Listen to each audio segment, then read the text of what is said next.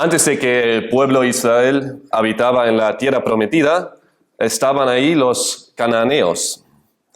Y como los israelitas no acabaron con ellos, pues seguían viviendo entre ellos como vecinos, ¿no? Compartían la tierra con la nación santa. Igual que los egipcios, los cananeos y todos los demás pueblos en aquel entonces tenían sus dioses, sus ídolos, como sabemos, ¿no? Y los más famosos, como Baal y Astarte, se menciona a menudo en la Biblia. En sus mejores momentos, el pueblo de Israel reconocía bien que esos eran meros ídolos, dioses hechos por los hombres que no existen y que no pintan nada, que no era más que simplemente un mito y que no se puede comparar para nada con el único y verdadero Dios. Sin embargo, en sus peores momentos, llegaron hasta incluso a alabar a Baal y Astarte. Así que sustituyeron, en cierto sentido, en sus peores momentos, a Yahweh, el Dios verdadero, con unos ídolos, ¿no?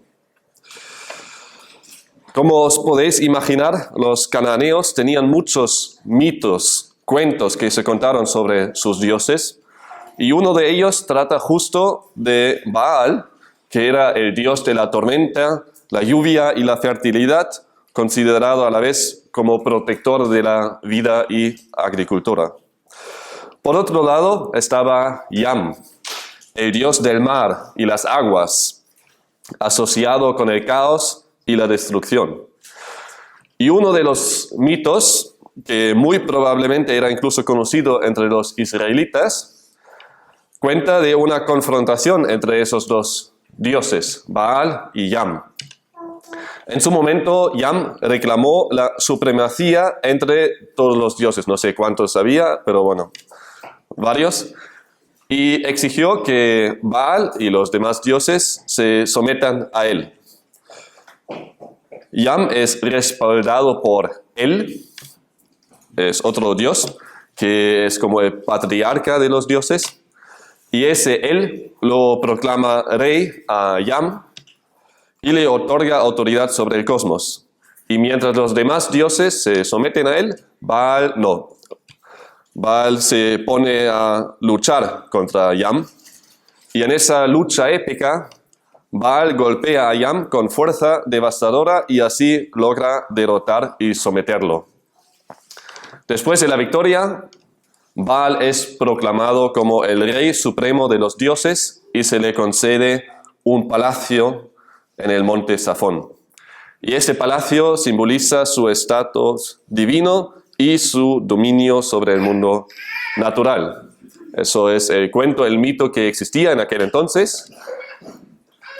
Y el comentarista Alan Ross dice que es probable que el Salmo 93 era una polémica contra el baalismo, porque muestra que el Señor, y no Baal, es mucho más poderoso que el mar. No sabemos si es cierto o no, pero sabemos que ese mito existía, y el Salmo 93 deja bien claro que ahí nada de ninguna pelea entre dioses, porque Dios es el único verdadero y único Dios, y que no hace falta que pelee con nadie para tener poder sobre el agua o cualquier otra cosa, porque Él es el creador. Así que eso es lo que vamos a ver en ese salmo, que Dios es incluso capaz de controlar y tener más poder de lo más poderoso de la creación, y lo más poderoso es el mar, las aguas.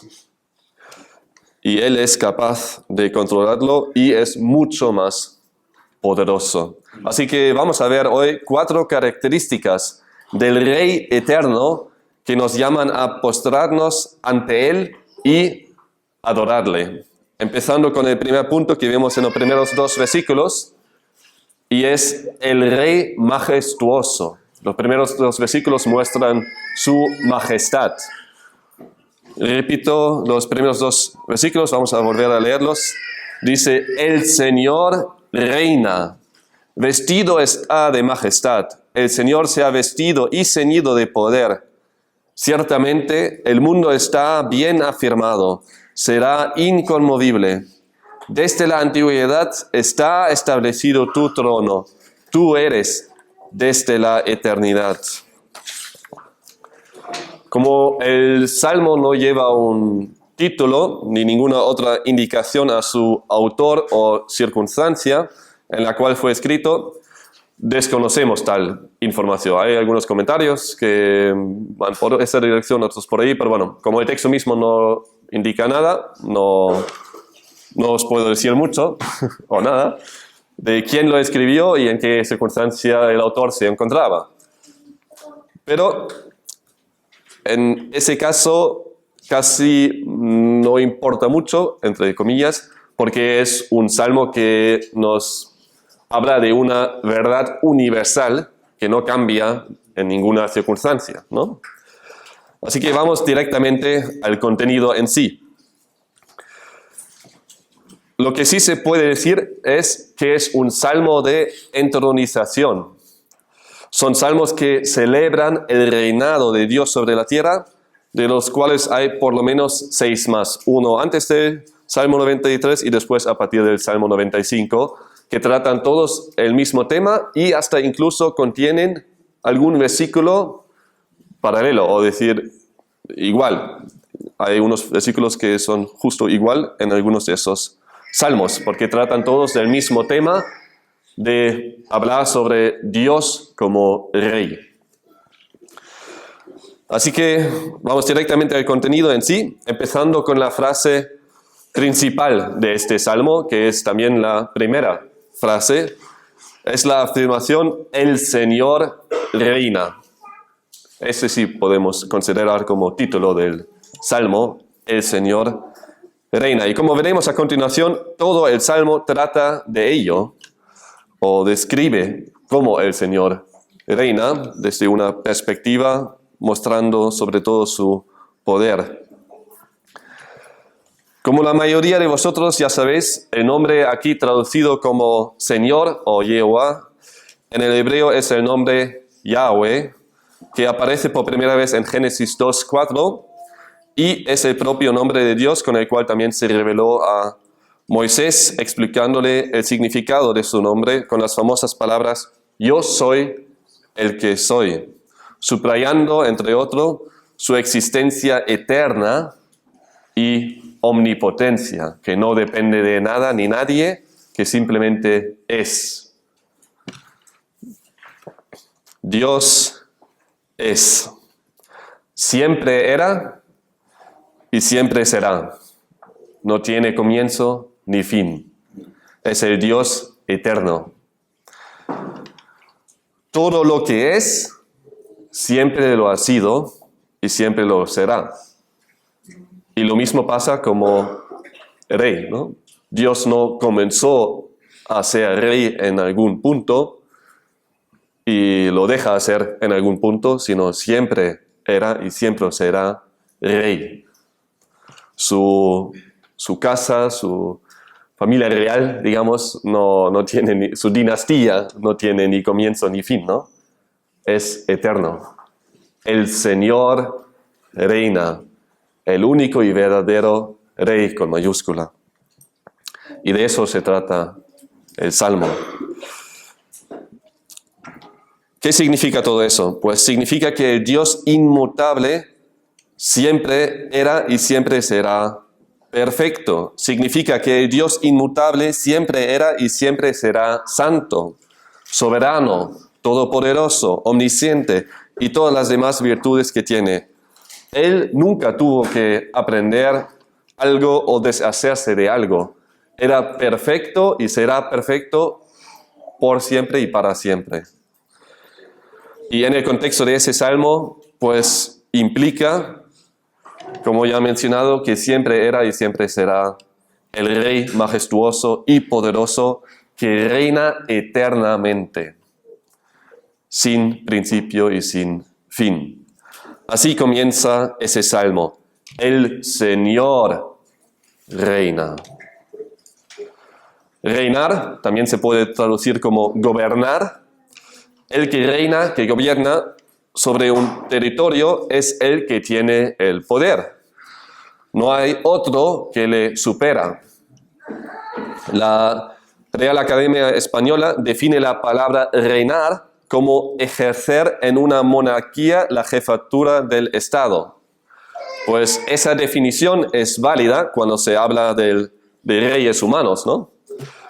Pero no vale para nada para describir el reinado de Dios, porque Él no ejerce en una monarquía la jefatura de un Estado, sino más bien gobierna sobre todo el universo. Entonces, aunque usamos la misma palabra reinar, tanto para reyes terrenales y humanos, como también para Dios como rey, no deberíamos caer en el error de comparar un rey humano con el rey Dios. Y cómo reinan ellos, compararlo como reina Dios, ¿no? Entonces es la misma palabra que usamos, pero no se puede comparar lo uno con lo otro. Aunque los reyes, cuando todavía existía la monarquía, eran los que tenían el poder, nunca fue un poder igual al que tiene Dios como rey. ¿Y por qué? Bueno, por muchas razones, obviamente, pero una es que el reinado y el poder de cualquier rey humano siempre fue y siempre será limitado, tanto territorialmente como económicamente, personalmente y muchas otras áreas. Un rey humano solo puede ejercer su dominio dentro de sus posibilidades limitadas, pero Dios no. Él puede hacer todo lo que quiere, lo que conviene a su persona. Eso implica también que hay cosas que no puede hacer. Por ejemplo, actuar en contra de su propia voluntad, es decir, pecar. Eso no puede hacer. Pero puede hacer todo lo que quiere, todo lo que es de acuerdo a su santa voluntad, a su persona. El rey Dios no es limitado como lo son los reyes humanos. Él es un rey soberano y todopoderoso, que no es limitado ni territorialmente, ni tampoco en sus recursos, ni mucho menos en su persona. Es Él que tiene la palabra. Es Él que tiene el dominio, no solo sobre esta tierra, sino todo el universo. Aunque aquí el salmista se limita a describir su dominio sobre nuestro planeta. El Señor reina es una exclamación del reinado universal del Señor sobre la tierra desde el momento de la creación y para siempre, aunque siempre fue rey. A continuación, el salmista nos describe más a ese rey eterno, nos aporta más información, pinta más esa imagen de ese rey majestuoso, diciendo que el rey está vestido de majestad. Y como explica un comentarista, en el Antiguo Testamento la vestimenta se consideraba como una extensión de la persona. Era una extensión de la persona, por lo que la expresión se vistió de magnificencia o de majestad describe al Señor majestuoso y poderoso en su reino. No es un énfasis en su vestimenta, sino más bien más en su persona, como majestuoso. No lo son simplemente sus vestiduras, sino Él mismo es majestuoso. Y con la siguiente afirmación, el salmista sigue con la misma idea cuando dice que el Señor se ha vestido y ceñido de poder, aportando así más información sobre ese rey. Dios no solo se viste de majestad, como un príncipe en su corte, sino también de poder, como un general en el campo de batalla. Nuestro rey, con mayúscula, es tanto majestuoso como poderoso. Y con la siguiente descripción, el salmista hace referencia al hecho de que la tierra, que fue creado por ese rey, por el creador, es firme, que no se puede mover.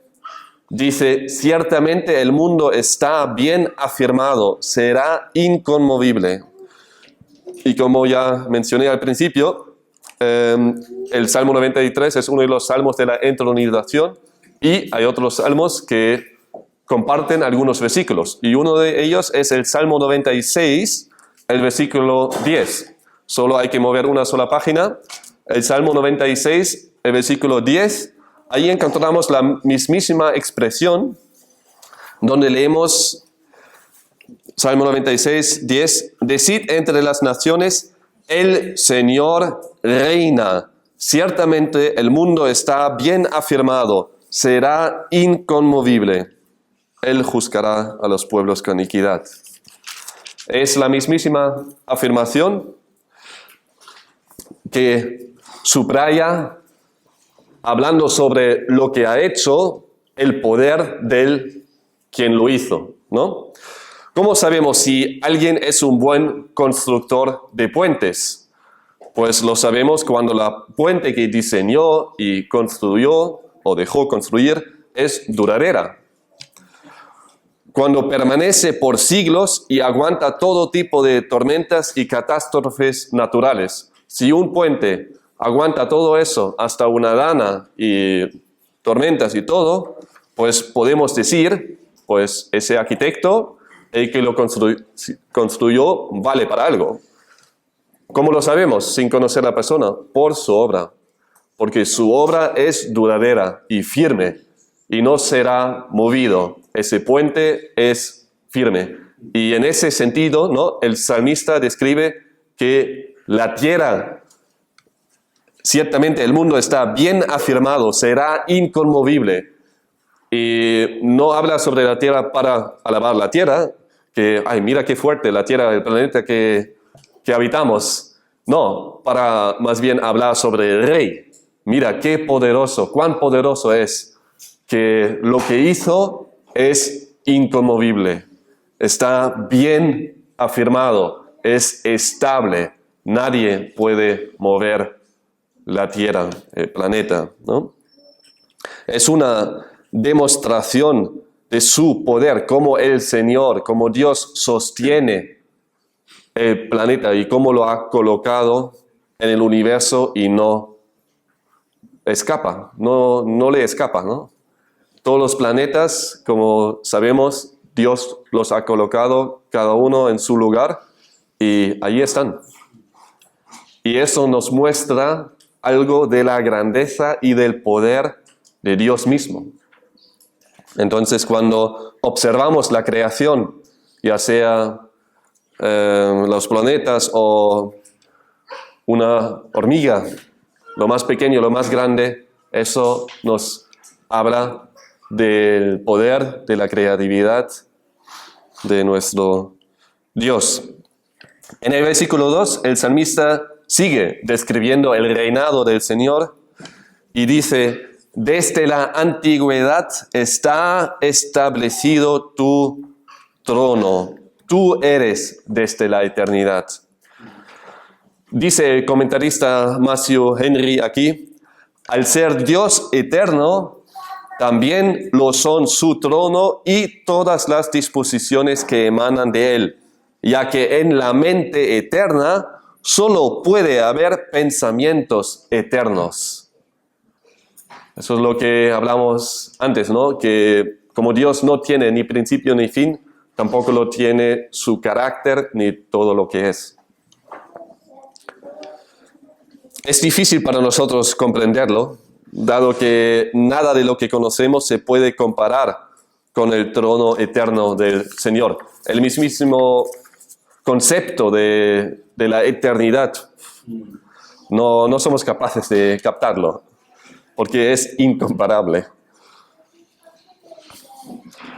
Oficialmente, y así aparece en el libro Guinness de Records, el reinado ininterrumpido más largo de un monarca de un estado soberano fue el de Luis el XVI de Francia, que empezó a reinar cuando tenía la edad de mi hijo Jeremías, es decir, 4 años. Y bueno, mirad cuánta responsabilidad se le dieron a los peques en aquel entonces.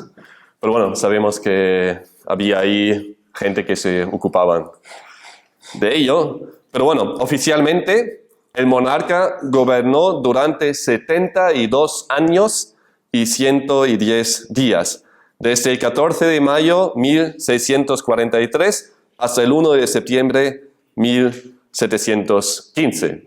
Así aparece en el libro Guinness de los Récords. Ahí está Luis el XVI, aunque tendríamos que poner a Dios ahí, porque Él no tiene ni comienzo ni fin. Aunque nos puede impresionar, Luis el XVI no es más que una efímera a la hora de comparar la duración de su reinado con el reinado eterno de Dios. Y eso es lo que quiere decir aquí. Desde la antigüedad está establecido tu trono, tú eres desde la eternidad. Tanto Dios como su trono no tienen ni comienzo ni fin.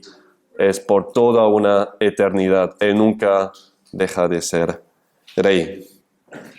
Así que si te impresiona un reinado de 72 años, ¿cuánto más te debería impresionar un reinado eterno? Ahora bien, ¿qué implicaciones tiene para nosotros el hecho de que Dios es Rey eterno? ¿A qué nos lleva? ¿Qué debería hacer con nosotros esa verdad abrumadora, ¿no? Bueno, ¿qué harías si tendrías una audiencia con el rey de España?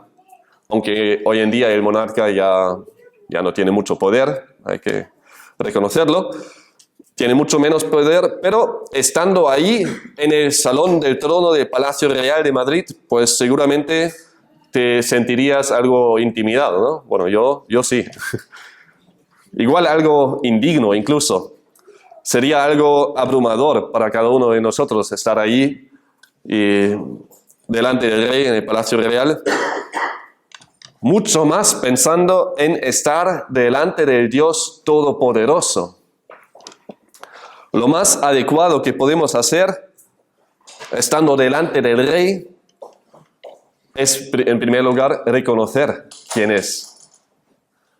Es el Rey. Y así ya, pero luego hablo más de ello, ya quiero hablar un poco a los que todavía no le tienen como Rey. Si estás delante del Rey Todopoderoso, pero eres su enemigo,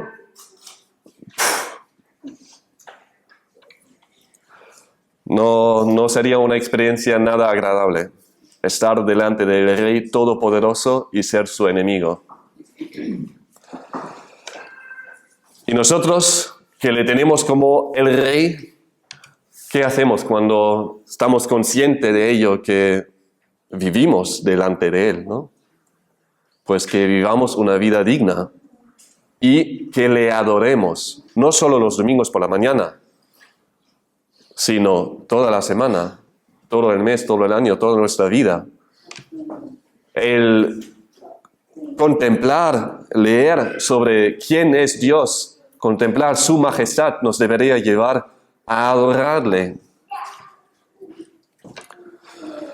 Lo más adecuado que podemos hacer estando delante del Rey eterno y majestuoso es lo que describe el versículo 6 de otro salmo paralelo, del Salmo 95. En el Salmo 95, versículo 6, dice: venid, adoremos y postrémonos, doblemos la rodilla ante el Señor nuestro Hacedor. Y eso es la mejor aplicación que podemos encontrar a la hora de estar delante del Rey, ¿no? Es lo que nos implica, o a lo que nos llama el mismo salmista, a venir, a adorarle, postrarnos ante Él, doblar nuestra rodilla, humillarnos, reconocer quiénes somos nosotros y quién es Él. Porque Él es el único digno de ser adorado, nuestro Señor y Hacedor, el Rey eterno. En el Salmo 93 vemos 4 características del Rey eterno que nos llevan a postrarnos ante Él y adorarle. Y la segunda característica encontramos en los versículos 3 y 4, y es el Rey poderoso. Dicen los versículos 3 y 4, los torrentes han alzado, oh Señor, los torrentes han alzado su voz, los torrentes alzan sus patientes olas, más que el fragor de muchas aguas, más que las poderosas olas del mar, es poderoso el Señor en las alturas. Lo que el salmista está haciendo aquí en el versículo 3 es describir de una manera muy poética e ilustrativa el poder del agua.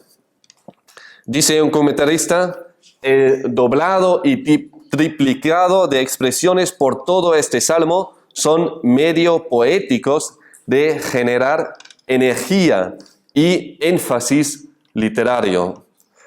La manera como usa esa repetición triple recuerda un poco a las olas, ¿no? Que se hacen cada vez más grandes. Viene una ola, viene la siguiente ola y viene una ola aún más grande. Y así veo el versículo 3, ¿no? La primera ola, los torrentes han alzado, oh Señor. Viene la segunda ola, los torrentes han alzado su voz. Y ahora la tercera, la ola más grande. Los torrentes alzan sus patientes olas. Aquí el salmista nos quiere llevar a estar ahí, observando el mar, el océano, ¿no?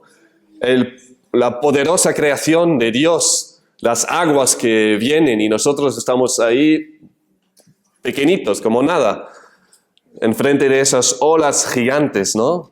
Y da miedo esa imagen, ¿no?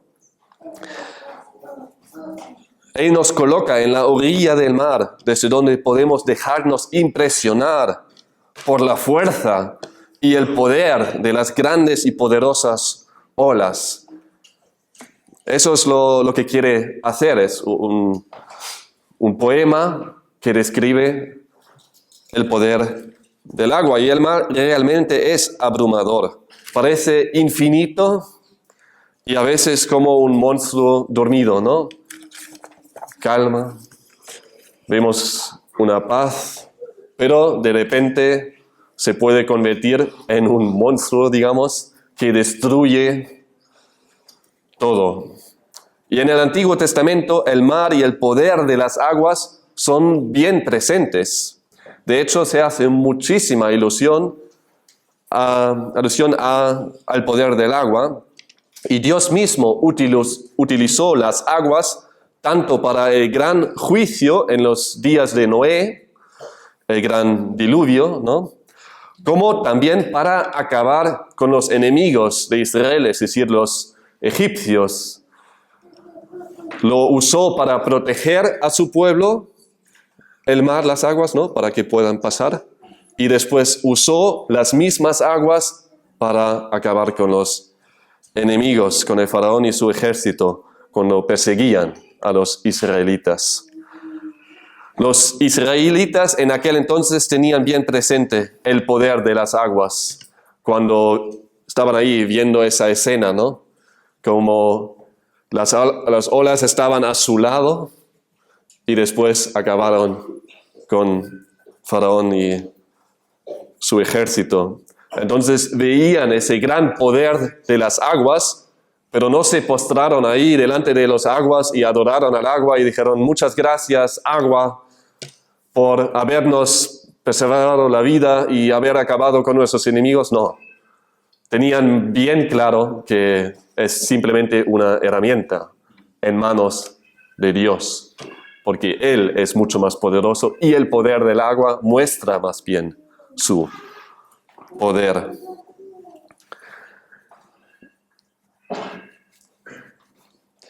Los israelitas y los demás pueblos en aquel entonces tenían mucho respeto al mar, al agua, para no decir miedo, En aquel entonces la idea que tenía la gente sobre el mar no era para nada una idea romántica como nosotros solemos tenerla. No existían los días en la playa, salir en la crucera o eso, jugar en la playa donde los niños jugaban en la arena y la gente se atrevían a nadar y divertirse con las olas, con los socorristas.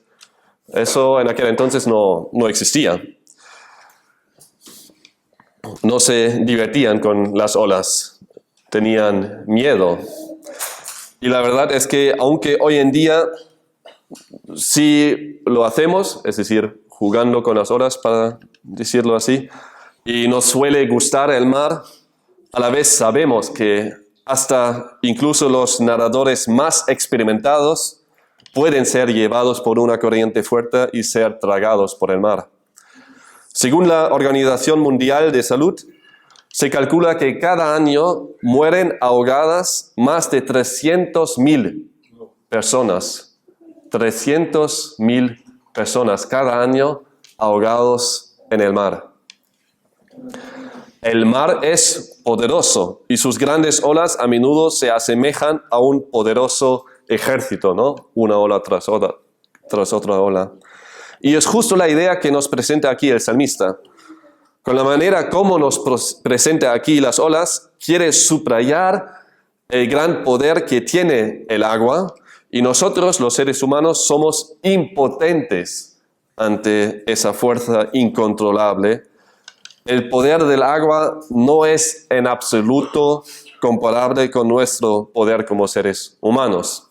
Hasta hoy en día somos incapaces de controlar el agua y hacerle frente a su poder, como de manera muy dramática lo tuvieron que experimentar nuestros compatriotas en Valencia y otras ciudades y pueblos en la costa del mar Mediterráneo. Solo nos muestra que hasta hoy en día somos incapaces de controlarlo, de hacerle frente al mar.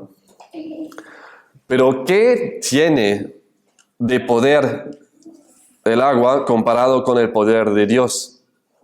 Y eso es a lo que nos lleva el versículo 4. Dice el salmista, más que el fragor de muchas aguas, más que las poderosas olas del mar, es poderoso el Señor en las alturas. Ahí estamos en el clímax, ¿no? Estaba preparándolo, mostrándonos el poder del agua para llevarnos al punto donde decimos, es verdad, ¿quién se puede hacer frente al agua? Es tan poderoso y nosotros nada. Para después decir, sí, es verdad, pero mira, es solo una pequeña muestra del poder de Dios. Dios es mucho más poderoso que lo más poderoso que ha creado el agua, ¿no? Sí, el mar es poderoso, igual lo más poderoso de la creación del Señor, y lo que más miedo da, pero el mar con todo su poder no es absolutamente nada en comparación con el Dios Todopoderoso. Él es más poderoso que el fragor de muchas aguas. Él es más poderoso que las más poderosas y grandes olas del mar. El Señor está en las alturas. Y desde ahí, arriba de todo, pues la ola más grande, bueno, apenas lo nota, ¿no? Para Él no es nada, es como una gota. Lo que a nosotros nos puede dar miedo o destruir nuestra casa, para Dios no es nada más que una gota. Él está en las alturas. Es ahí donde mora. Y desde ahí la ola más grande que a nosotros nos puede aterrorizar, a Él le parece como nada. Y si Dios es más poderoso que lo más poderoso e incontrolable de este planeta, ¿hay acaso algo o alguien que nos debería dar miedo? Si el Señor Todopoderoso está con nosotros, si el Rey Eterno, si nuestro Señor está por nosotros, pues ¿a quién o qué temeremos? No hay nada ni nadie que nos debería dar miedo si tenemos bien presente quién es nuestro amigo, el Rey eterno, el más poderoso de todo y todos. No hay nada ni nadie que le puede hacer frente y que puede actuar en contra de su voluntad determinada. Hay cosas y gente en esta vida que nos pueden dar miedo. Sí, pueden ser enfermedades, pueden ser tormentas y catástrofes como la Dana, puede ser una guerra que igual pronto vamos a tener en Europa, no lo sabemos, pero bueno, tenemos bien presente cómo el mundo es un caos, ¿no? Y hay muchas cosas que nos pueden dar miedo, nuestra propia situación familiar, económica, trabajo, niños, lo que sea. El mundo en que crecen nuestros niños, todo eso nos puede dar miedo, nos puede angustiar. Por eso hace falta que tengamos bien presente el poder de Dios para acudir a Él en todo eso, para no quedarnos con nuestro miedo, sino para adorarle a Él y pedirle a Él ayuda. ¿Qué harías tú si serías amigo del gobernador? Si tendrías un problema, pues acudirías a Él. Porque sabes, bueno, no hay nadie más poderoso que Él. Entonces, si yo tengo un problema, voy al gobernador y Él se ocupa del problema. Dios igual nos llama incluso a acudir a Él en el día de la angustia, ¿no? Él quiere que acudimos a Él. Y aquí nos es presentado como el Dios todopoderoso, para que no haya duda ninguna en nadie de nosotros que es capaz de ocuparse de nuestros problemas y ayudarnos. Él es el Dios todopoderoso. Todos los rugidos del mundo no podrán impedir el reinado del Señor, ni mucho menos su gloria triunfante por toda una eternidad. En el Salmo 93 vemos 4 características del Rey eterno que nos llaman a postrarnos ante Él y adorarle. Y llegamos al último versículo donde encontramos las 2 características que nos faltaban, que es el Rey fiel y santo. Dice el versículo 5, tus testimonios son muy fidedignos, la santidad conviene a tu casa eternamente, oh Señor. Si te pasa como me pasó a mí, igual te parece un poco abrupto la transición entre el versículo 4 y el versículo 5. En los primeros 4 versículos, el salmista habló sobre la majestad y el poder de Dios relacionado con la creación y en específico las aguas. Y aquí el versículo 5 parece no tener mucho que ver ni con el Señor como Rey, ni tampoco con su poder sobre la creación. Pero no es así, tiene mucho que ver. El salmista sigue hablando sobre las características del Rey, mientras que en los primeros versículos el poeta describió el poder de Dios sobre la creación. Aquí se nos presenta al Señor como fiel y digno de confianza, habitando en santidad. Como Dios es el creador del agua, el poder del agua no es otra cosa que parte de la revelación general de Dios. De hecho, el Salmo paralelo, el Salmo 95, afirma en el versículo 5, suyo es el mar, pues Él lo hizo, y sus manos formaron la tierra firme. El mar es suyo, igual que la tierra, porque Él es el hacedor. Así que es simplemente una revelación de quién es Dios, una revelación general que nos habla del Creador. Tanto el mar como la tierra, es decir, todo el planeta Tierra forma parte de la revelación general. Dios nos es revelado como Creador que gobierna soberanamente sobre la creación y la mantiene, la tierra está bien afirmada. Y como pasa en algunos salmos, y como por ejemplo el bien conocido Salmo 19, ¿no? Es nada raro que el salmista empieza con la revelación general, describiendo la creación y el poder de Dios sobre la creación, para pasar después a la revelación especial o específica, hablando sobre la palabra de Dios. Y aquí hace lo mismo. Nos presenta al Rey eterno como el poderoso sobre la creación y ahora se nos presenta al Rey eterno como confiable y santo. ¿Por qué es confiable? Pues porque sus testimonios son verdad y dignos de confianza. No se trata de mitos. No es igual que los cuentos que los cananeos se contaban sobre sus dioses. Y cada uno lo interpretaba pues como le convenía. No, eso no es un libro de mitos. Eso es la palabra de Dios. Eso es verdad. Dios es digno de ser confiado. Es confiable.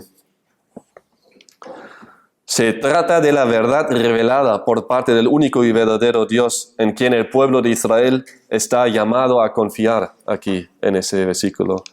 John MacArthur dice, así como el gobierno de Dios sobre la tierra es estable, así su revelación dada por las Escrituras es digna de confianza. Está bien afirmada, inconmovible, incambiable, duradera. La palabra de Dios permanece para siempre. Dios es confiable. No cambia su palabra, nunca. Por eso la podemos predicar con tanta confianza, porque sabemos que fue verdad en aquel entonces, desde hace 1000 años, muchos miles de años, y hoy en día es igual de verdad y describe la misma realidad.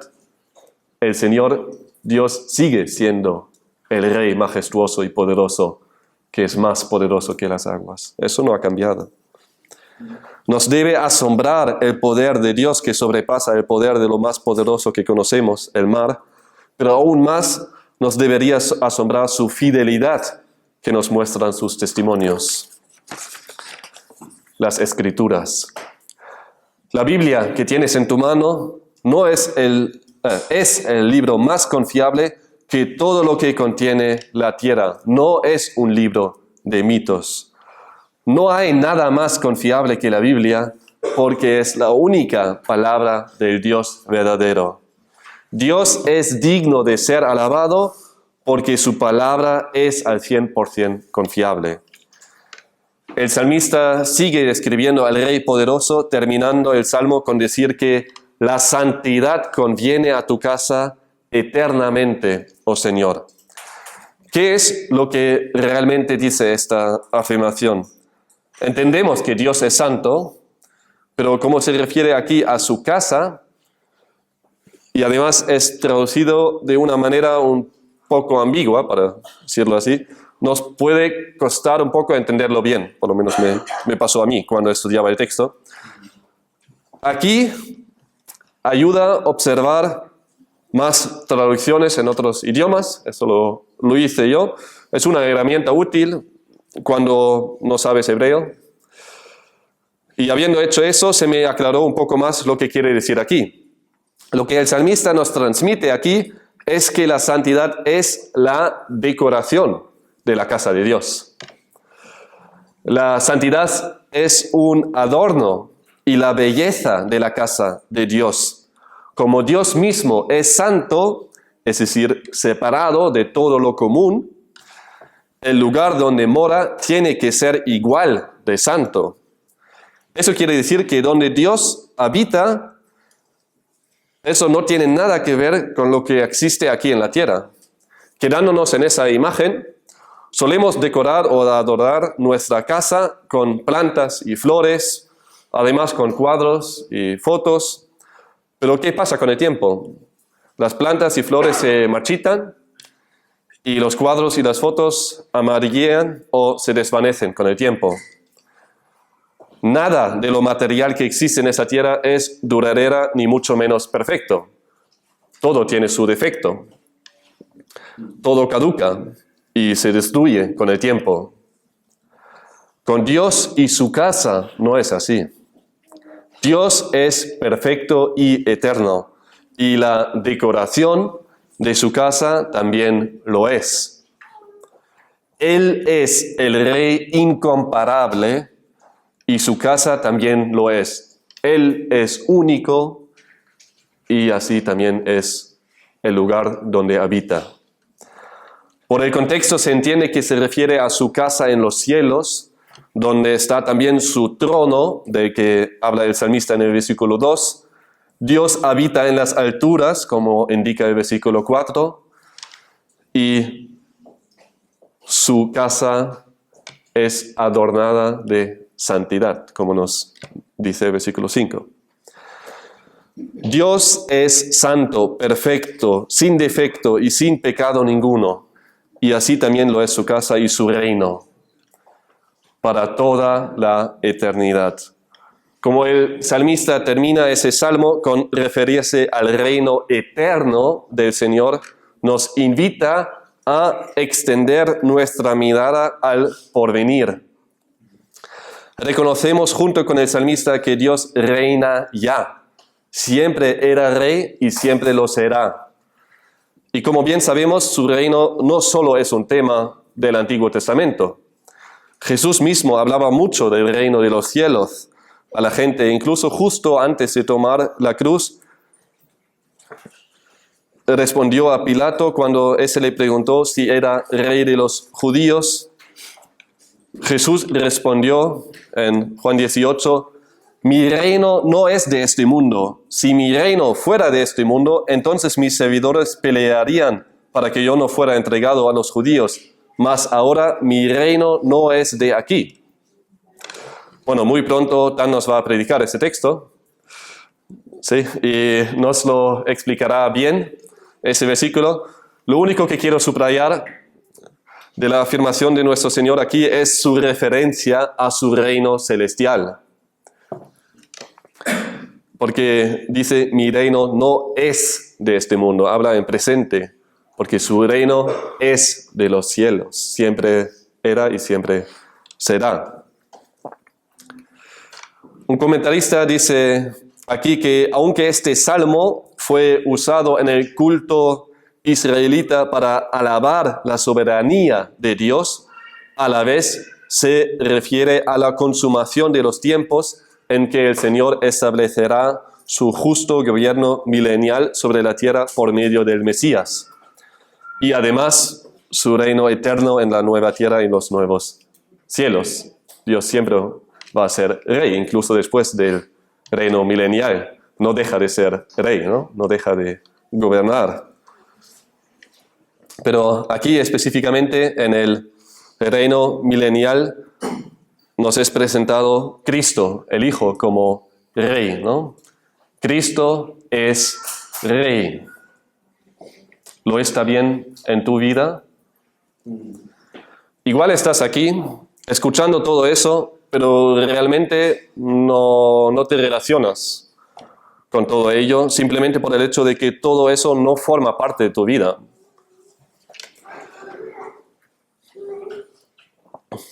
Y sí, si Cristo no es tu Salvador y Señor, entonces no formas parte de su reino, ni ahora ni nunca.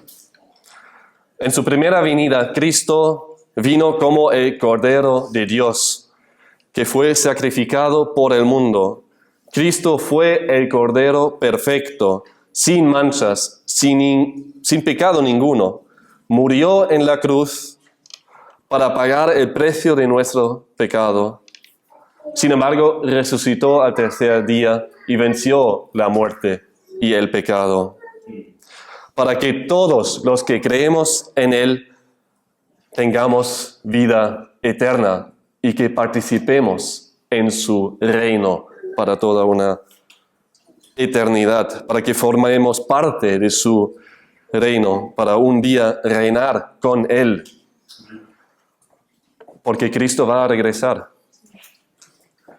pero ya no como cordero, sino más bien como rey poderoso, con espada, como juez.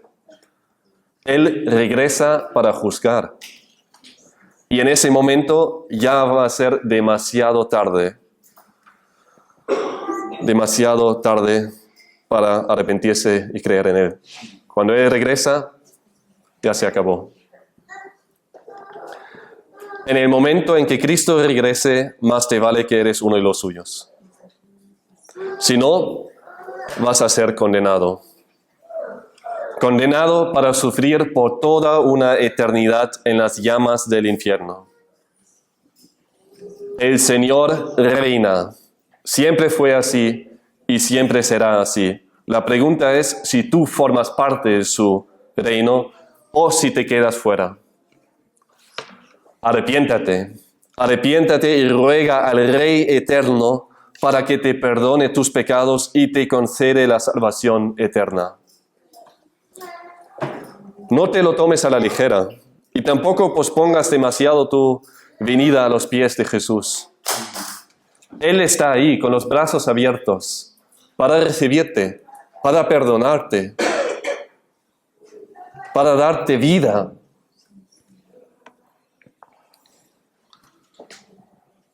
Él te quiere dar la vida eterna si te arrepientes y crees en Él. Y hoy puede ser el día. Hoy puede ser el día en el que el eterno Rey se convierte en tu Rey.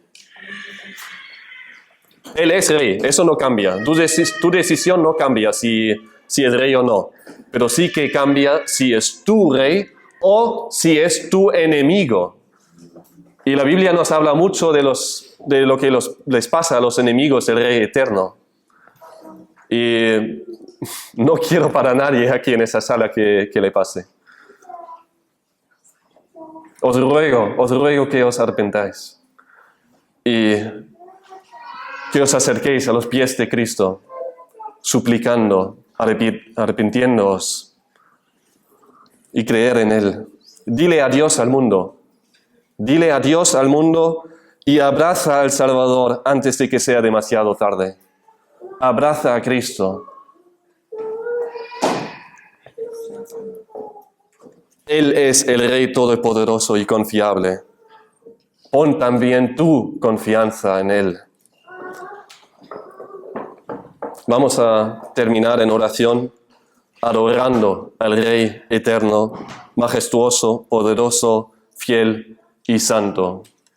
Y si todavía no es tu Rey, quiero que te quedes bien inquieto hasta que sea tu Rey. Vamos a orar. Gracias, Señor, gracias por ser el Rey todopoderoso, majestuoso, eterno, que controla todo, que sostiene el planeta y que nos ofrece salvación, que nos ofrece ser hijo tuyo. Gracias, Señor, por cada uno de los hermanos aquí, cada uno que ya salvaste, que ya forma parte de tu reino, que te tiene como Rey, como Padre. Gracias por habernos concedido la vida y el derecho de ser ciudadano de tu reino. Y a la vez te pido, te ruego que no dejas tranquilo a ninguno aquí que todavía no es tuyo. Salva, Señor. Sabemos que la salvación es tuya. Podemos hasta llorar y rogar por horas, pero eso no cambia nada. Si tú no salvas, si tú no trabajes en el corazón del pecador. Gracias, Cristo, por haber hecho tu obra redentora en la cruz y te pedimos que sea hoy un día de salvación.